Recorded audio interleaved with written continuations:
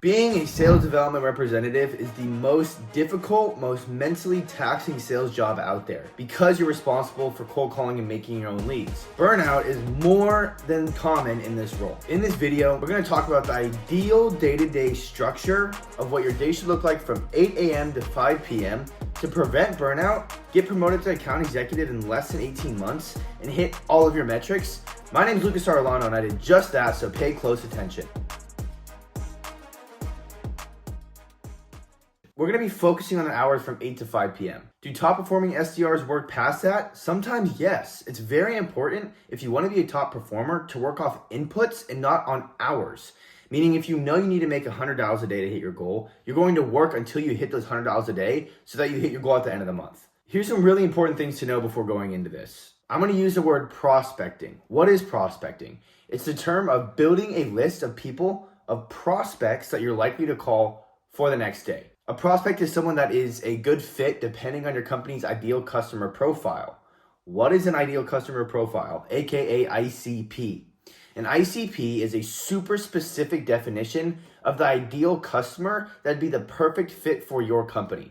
So when you're prospecting, a lot of your day is spent prospecting because you want to find prospects that fit your ICP as closely as possible so that you're calling an overly qualified list and you're not just spraying and praying. Also, I'm going to mention a cadence. What is a sales cadence? It's an outline of specific steps you're going to use to touch your prospect, to reach your prospect. That sounded kind of weird. When I mean touch, I mean a call, email, LinkedIn message. It takes on average 8 to 12 touches before you get in contact with a prospect. So a sales cadence might look like this. Day 1, you're going to call them, leave them an email, leave them a voicemail. Day 3, you're going to email them again. Day 5, you're going to send them a LinkedIn message. It's a cadence of steps that are already predefined for you to increase your likelihood of getting in touch with these prospects. Also, this isn't really a term, but more of a concept. But from 1 to 5 p.m., it's going to be the hardest part of your day. And it's really important to work super hard for 20 minutes, turn off your phone, and then take a 5-minute break, look at your phone, scroll whatever you want to do. Work another 20 minutes, then take a 5-minute break. The reason why this is important is because if you're looking at the clock and it's 1 p.m., you're like, damn, I have 4 more hours left, you're going to easily get distracted and try to walk away from reality. But if you force yourself to work hard in those 20 minutes, you're going to get a lot more done within the hour, forcing yourself to take the breaks. Burnout is a lot harder to fix once it's already in your head. So it's better to be proactive and keep the high energy and take a break even if you feel like you don't need it, because it's a lot harder to bounce back once you need the break. If you're looking to break into tech sales, I actually have a free community with 310 plus job seekers in the link below, and they're all trying to do what you're doing. If you're watching this, I hope it was helpful for you to see what the day in the life looks like. And if it's meant for you, I'd love to see you in the community below. Now from 8 to 8:30, I'm checking my inbox. I'm seeing if prospects emailed me back. I'm clearing out all the junk and I'm responding to my teammates. Maybe even 8:15. It might not take that long depending on how many emails you got. From 8:30 to 9:30, you're going to be putting in the people you prospected yesterday into the first step in your cadence. I highly recommend a multi-threaded outreach step for your first step in your cadence, which means a call. If they don't answer the call, leave a voicemail pointing to the email and then send them a connection request on LinkedIn. Doing all 4 of these steps for 10 people takes some time. Now I said 10 people because that's my goal every day of how many people I try to put in my cadence so I can hit my call metrics. Your goal might be more, might be less than that. What do I mean by goal? How do I get to that point? You need to know exactly how many dials it takes to book a meeting. And over time, if you collect data, you'll be able to understand that. You can ask performers in your company, how many dials do you need to make to book a meeting? And if they don't know, be the first one to track it. If they do know, it's really helpful for you.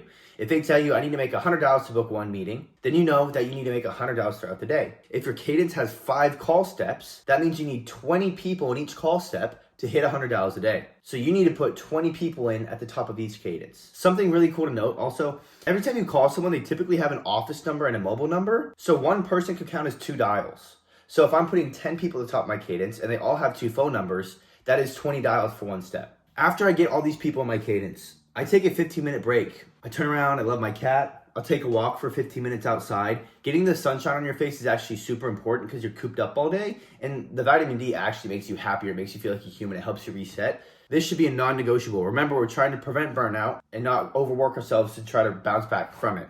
So take this 15-minute break. I remember when I first started, it was hard for me to walk away. But after 12 months, I wanted to walk away 24/7. So we're trying to prevent that from happening. Take the break. From 9:45 to 10:30, you will probably have a daily team meeting. If not, use this time to prospect your list for the next day and overly qualify as best as you can, as I mentioned earlier. I'll put on music in my ear. It helps me get into a flow state, go fill up my coffee, and prospect my ass off. Once I'm in a flow state when I'm prospecting, I don't follow that advice of work for 20 minutes, take a 5-minute break. If you're in a flow state, there's no reason to do that. But from 1 to 5 p.m., I'm absolutely doing that because it's hard for me to get into a flow state when I come back from lunch. Back to being proactive instead of reactive. Overqualifying when you're prospecting is super important because if you don't qualify enough and you have people in your cadence and only 50% of the people in your cadence are qualified, you're going to be super discouraged to call them all. But if everyone in there is a really good fit for your product, it's going to be easier to not burn out. And here comes our first time block for calling. From 10:30 to 12 p.m., I am calling, baby. Now, to increase your success in calling and prevent burnout by succeeding more, you want to time when you catch your prospects. So take a look at this chart. From 4 to 5 p.m. in the client's time zone is the most likely for them to answer. The second best time slot to dial is 10 to 11 a.m. So keep this in mind when you're making your dials. You want to try to catch your prospect in the most likely time for them to answer. Imagine making 100 calls and 20 people pick up. You're going to feel a lot better about making dials as opposed to making 100 calls and 5 people pick up. So trying to time it to get the best time for them to answer is very important.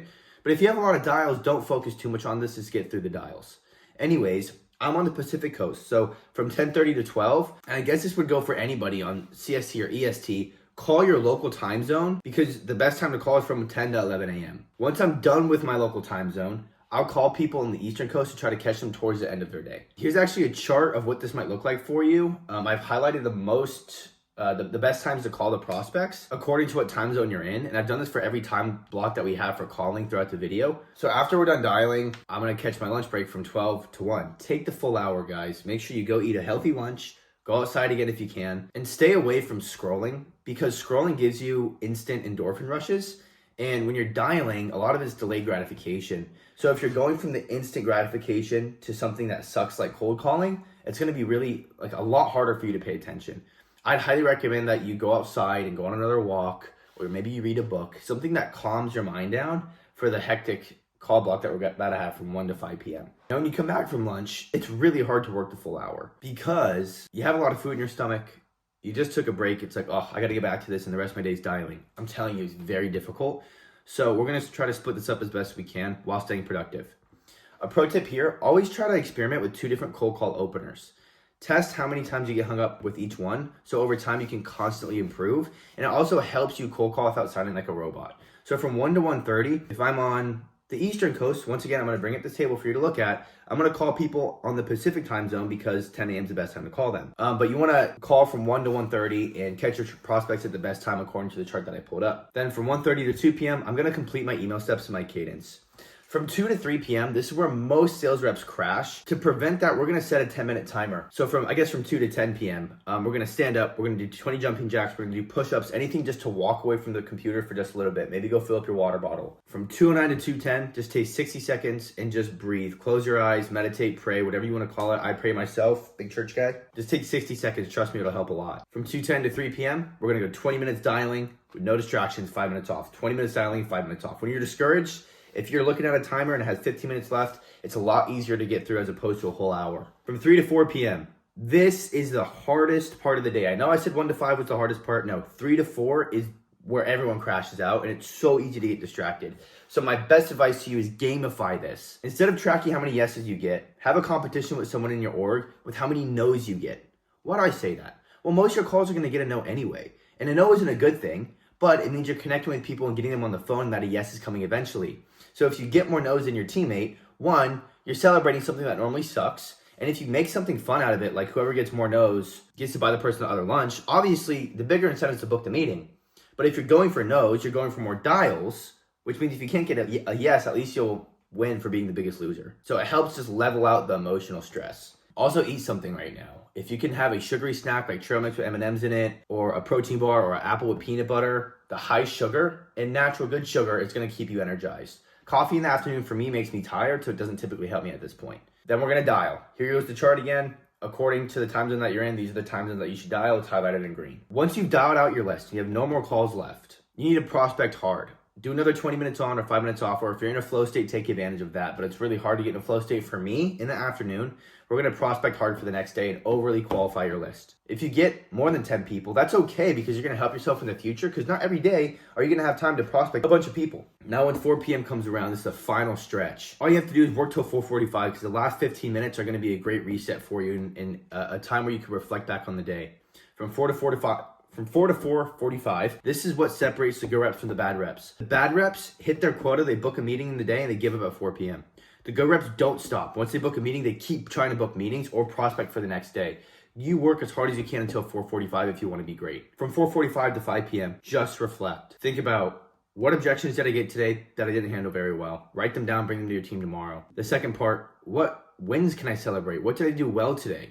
Write them down and remember that and do it in the future. And once that 5 p.m. ringer comes around, just relax. 5 to 5:15, don't scroll, just sit back, relax, and reset for the next day. So that's the schedule of a high-performing SDR, and that's what I've done to hit quota every month and get promoted to account executive where I am now.